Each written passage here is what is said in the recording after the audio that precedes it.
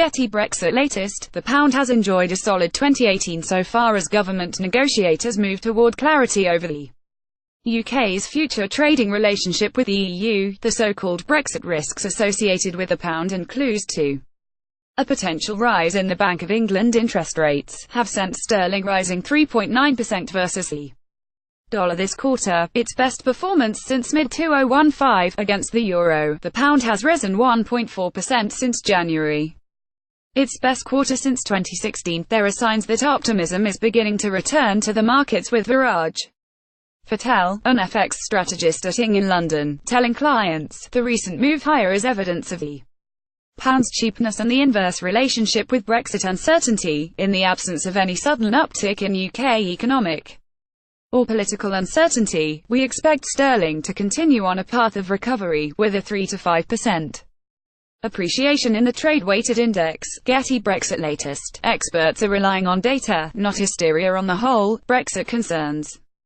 have taken something of a backseat since last week, and I think markets are focused on data. Valentin Marinoff, head of G10 FX strategy at Crédit Agricole. The pound is currently priced at 1.4069 against the dollar, a rise of 0.23% on the day so far.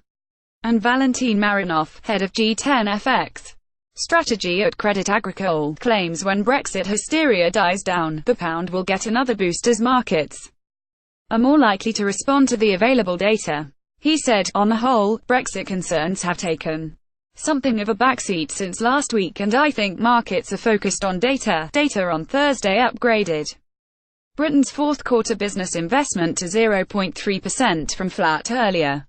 Fourth quarter GDP growth was left unrevised at 0.4%, while the current account deficit was revised down sharply.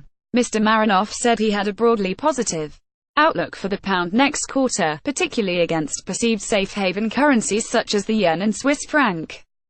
But he did not see it rising above $1.41. The news comes in sharp contrast to predictions from some of the world's top financial institutions made at the start of the year.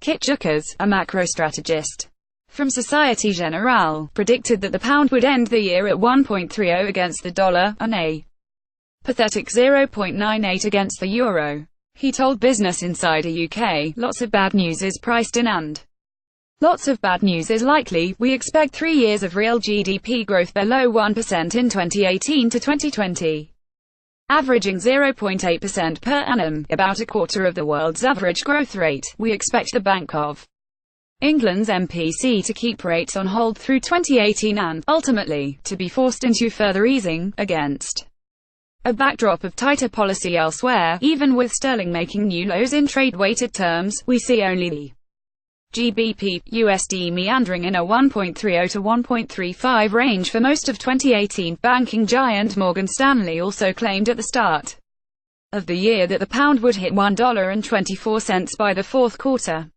And BNP Paribas, Goldman Sachs, and Credit Suisse made negative and, so far, hugely inaccurate predictions for the pound in 2018. However, in contrast, Joel Kruger, currency strategist from LMAX Exchange, cited an increasingly smooth path for the pound in 2018. He said, the UK economy has held up relatively well in the face of Brexit turbulence, and this, in conjunction with rising inflationary pressures, will keep the Bank of England moving forward with policy normalisation, resulting in attractive GBP yield differentials. Brexit negotiations are progressing, and while there will still be bumps along the way, the path forward should be increasingly smooth.